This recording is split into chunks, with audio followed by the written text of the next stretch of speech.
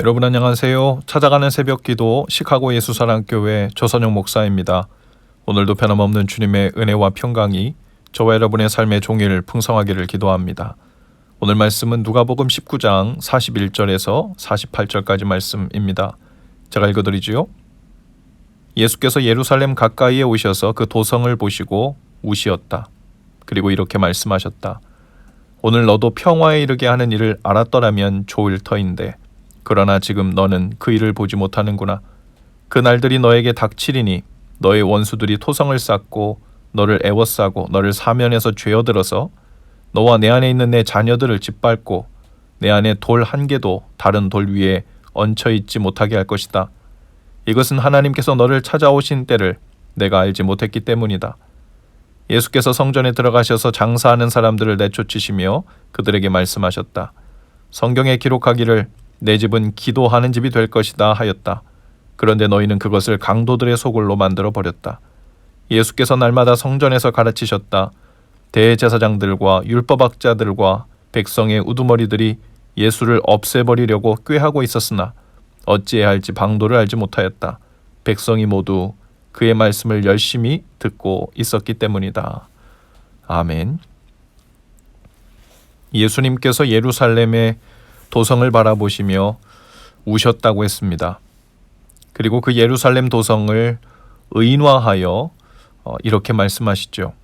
오늘 너도 평화에 이르게 하는 일을 알았더라면 좋을 터인데 그러나 지금 너는 그 일을 보지 못하는구나. 평화의 일이란 평화의 왕으로 오신 예수님께서 십자가에서 온 우주적인 화평의 일을 이루시는 일, 즉 그의 죽으심과 부활을 통하여 완성될 그 모든 죄와 사망의 고통과 절망으로부터 만물이 새롭게 되고 하나님과 화평하게 되는, 즉 하나님 나라가 시작되는 일을 의미하는 것이죠. 하지만 거룩한 성 예루살렘은 곧 무너지게 될 것을 말씀하십니다. 원수들이 쳐들어와 토성을 쌓고 사면에서 치고 들어와 돌 위에 돌 하나도 남겨두지 않고 무너뜨려 무더기를 만들 것이라는 겁니다. 즉 완전한 멸망을 말씀하신 것이죠. 개역성경 표현 44절을 보면 날이 이를지라 너와 및 그 가운데 있는 내 자식들을 땅에 메어칠 것이다. 예수님은 그렇게 황폐하게 될 하나님의 도성 예루살렘을 미리 보시며 우신 것입니다. 또 그 안에 있는 백성들이 당할 무서운 일들을 보고 안타까워하셨습니다. 이는 마치 구약에 나오는 예루살렘의 멸망의 모습을 연상케 하는데요. 그때는 바벨론에 의해 멸망했지만 이제는 로마에 의해 주 70년경에 일어날 예루살렘의 멸망을 묘사하신 것으로 보입니다. 이제 예수님은 저 멀리서 예루살렘 도성을 바라보시다가 이제 점점 가까이 오셔서 성전 안에 들어가십니다. 그런데 이제는 좀 전의 모습과는 정반대의 모습을 보이시는 거예요. 성전을 보시고는 안타까움에 오셨지만 성전 안에 들어오셔서는 마치 인정사정 없이 분노를 쏟아내는 모습을 보이십니다. 장사하는 자들을 내쫓으셨습니다. 그리고 말씀하십니다. 성경에 기록하기를 내 집은 기도하는 집이 될 것이다 하였다. 그런데 너희는 그것을 강도들의 소굴로 만들어 버렸다. 그 거룩한 예루살렘 성이 멸망하게 된 처지에 놓이게 된 이유가 바로 성전 안에서 단적으로 이 순간에 드러나고 있는 것이죠. 하나님의 성전을 강도의 구렬로 만들었다고 꾸짖으셨습니다. 아니, 분노를 발하셨어요. 메시지 성경의 표현으로는 너희는 이곳을 종교시장으로 바꾸어 놓았다라고 했습니다. 거룩한 성전이 하나님을 높이고 하나님께 기도하는 장소가 아니라 종교라는 이름과 형식을 빌려주고 그곳에서 여러 모양으로 재물을 늘리고 권세를 얻고 자기의 이름과 명예를 얻고 정치적 영향력을 확장하여 물건과 세를 교환하는 시장처럼 되어버렸다는 것입니다.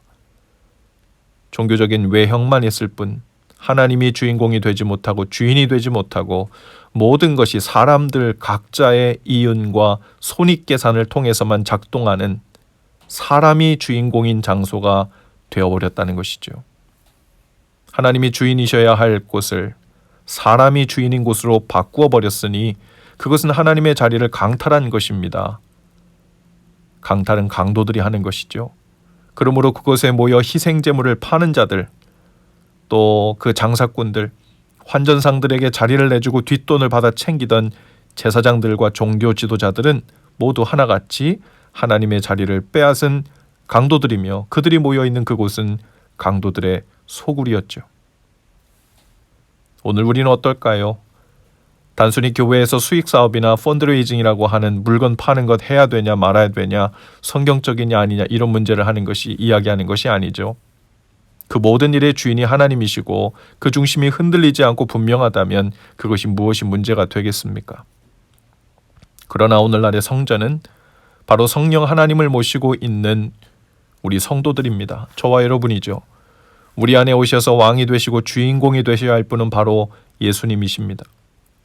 우리가 직장에 나가서 혹은 사업을 하면서 돈을 벌든 친구를 사귀든 그 모든 일들은 오직 하나님의 주인 되심을 중심으로 돌아가야 하고 목적을 분명히 해야 한다는 것이죠. 주님이 우리 안에 거하시는 이유는 존귀 여김 받으시고 우리의 주인 되시기 위함입니다. 그러나 우리가 주님을 믿는다고 하면서도 종교의 외형은 다 갖추고 금식 기도도 하고 작전 기도도 하고 부흥회 세미나에 유명한 신학교를 다니고 훌륭한 신학 논문을 출판한다고 해도 그 모든 일이 하나님의 자리를 빼앗아 내가 그 자리에 앉아 주인이 되고 내가 덕을 보고 내 이름을 날리려 하는 것이라면 우리는 강도로 사는 것입니다.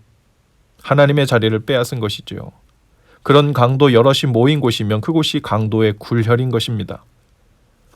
겉으로 보면 아주 평범한 삶처럼 보이고 평범한 가정처럼 보이고 평범한 교회로 보일지도 모릅니다. 그러나 주님께서 오셔서 보실 때 그 옛날 예루살렘 도성을 보시고 안타까움에 눈물을 흘리셨던 것처럼 그 눈빛으로 보지 않게 되기를 바랍니다.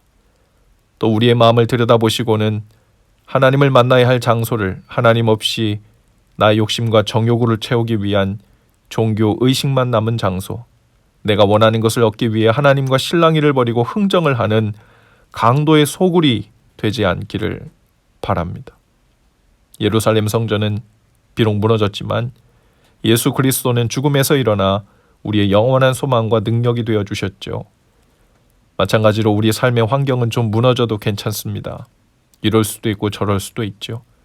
그러나 주님을 왕으로 모시고 주님을 경외하며 사는 우리 마음의 중심은 굳건히 지켜져야 하고 건재해야 합니다. 그러면 우리는 예루살렘 성전과는 달리 바로 평화의 소식을 아는 자들이 될 뿐만 아니라 그 평화를 지금도 누리며 살 수 있고 그 평화를 전하며 사는 성공한 삶, 성공하고 있는 인생, 그리고 주님께서 계획하신 거룩한 삶을 살게 될 것입니다. 평화의 왕으로 오신 주님을 기다리고 기뻐하는 이 절기에 그 주님을 더욱 온전히 마음에 모시고 사시는 날 되실 수 있기를 주님의 이름으로 축복합니다. 기도합시다. 평화의 왕으로 오신 주님, 성전된 저희 마음이 주님의 자리를 빼앗은 강도의 구렬이 되지 않도록 저희로 분별하고 깨닫는 은혜를 주옵소서. 평화의 왕이신 주님을 마음에 모시고 그 안에 거하며 동행하는 날 되게 하옵소서. 예수님 이름으로 기도합니다. 아멘. 여러분 오늘도 예수 사랑으로 화이팅입니다. 내일 아침에 다시 찾아뵙죠.